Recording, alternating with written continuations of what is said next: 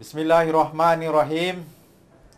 Assalamualaikum warahmatullahi wabarakatuh. Alhamdulillah kita berjumpa lagi di laman web www.khawarizmiorbs.com.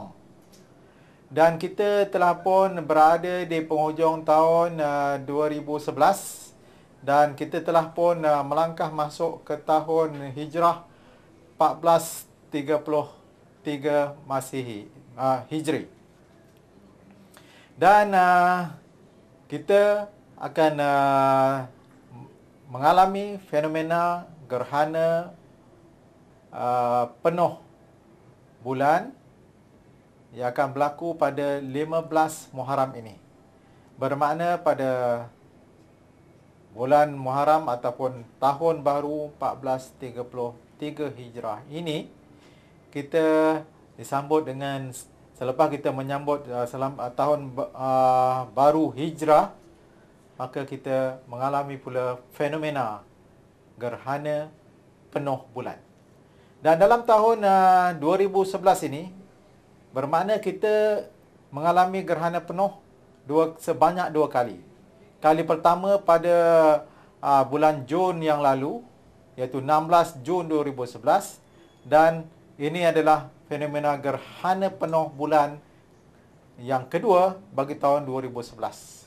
Dan ini adalah yang pertama dalam tahun Hijri 1433 Hijri. Dan fenomena ini akan berlaku di awal malam berbanding dengan gerhana sebelum ini berlaku selepas lewat tengah malam.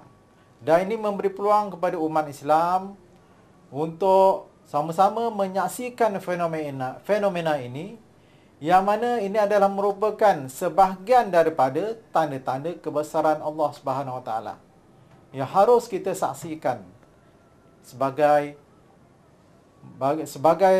keimanan kita dengan cara melihat tanda-tanda kebesaran Allah Subhanahu Wa Taala. Dan perkara ini diingatkan oleh Allah Subhanahu Wa Taala dalam Al-Quran, seperti mana firman-Nya, A'udzubillahi minasyaitonirrajim, Qul inzuru ma'za fis samawati wal ard. Katakanlah, perhatikanlah apa yang ada di langit dan di bumi. Jadi ini adalah merupakan sebahagian daripada tanda-tanda kebesaran Allah di langit, iaitu fenomena di mana bulan mengalami gerhana. Iaitu bulan dikatakan gerhana apabila cahaya bulan ketika sedang mengalami purnama, cahayanya beransur-ansur hilang. Dan Allah SWT mengingatkan kita semua bahawa satu hari nanti cahaya bulan ini akan hilang selama-lamanya, iaitu apabila hari kiamat nanti. Seperti mana firman-Nya dalam surah Al-Qiyamah, wa hashafal qamar wa jumi'asy syamsu wal qamar, iaitu apabila bulan lenyap cahayanya, apabila matahari dan bulan dihimpunkan. Semoga dengan kejadian ini mengingatkan kita akan kebesaran Allah SWT. Dan di sini saya ambil peluang untuk menerangkan bagaimanakah fenomena ini terjadi. Fenomena ini berlaku apabila apabila bumi berada di tengah-tengah di antara matahari dan bulan di sebelah belakang bumi. Cahaya daripada matahari akan menyinari bumi dan mengakibatkan bayang di sebelah belakang bumi mengunjur ke tengah-tengah angkasa. Dan bayang ini terdapat 2 jenis, iaitu bayang yang paling gelap di tengah, manakala di sebelah luar daripada bayang yang gelap, kiri dan kanan, bayang yang kurang gelap. Bayang yang gelap dinamakan sebagai umbra, bayang yang gelap, manakala bayang yang kurang gelap dinamakan penumbra. Semasa bulan beredar mengelilingi bumi dan bulan akan mengalami fasa penuh, apabila dia berada pada kedudukan yang bertentangan dengan bumi. Dan sekiranya bulan itu berada sama satah dengan bayang bumi, maka akan berlakulah gerhana. Dan fenomena gerhana pada kali ini ialah gerhana penuh bulan. Dengan maksudnya seluruh permukaan bulan akan mengalami gelap. Tidak ada cahaya ketika bulan purnama, seperti mana biasa yang kita perhatikan apabila bulan purnama. Dan bilakah fenomena ini berlaku? Sekarang saya akan terangkan bilakah fenomena ini berlaku. Fenomena ini berlaku pada 10 Disember 2011 bersama dengan 15 Muharram 1433 Hijri. Ini adalah merupakan zon bayang penumbra, bahagian yang paling luas sekali. Manakala di bahagian tengah adalah zon bayang umbra yang paling gelap. Bulan akan mula menyentuh bayang penumbra pada pukul 19.34 malam ataupun 7.34 malam. Bulan akan beransur-ansur memasuki kawasan penumbra dan cahaya ketika bulan purnama beransur-ansur suram sehingga bulan akan memasuki kawasan umbra pada pukul 20.46 ataupun 8.46 malam. Ketika itu kita akan nampak sebahagian daripada bulan sedikit demi sedikit akan mengalami gelap.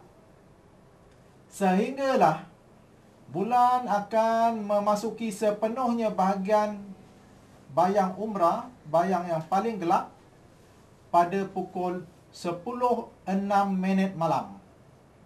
Bermakna mulai daripada 10.06 malam akan kita lihat bulan mengalami gerhana sepenuhnya ataupun bulan hilang cahayanya.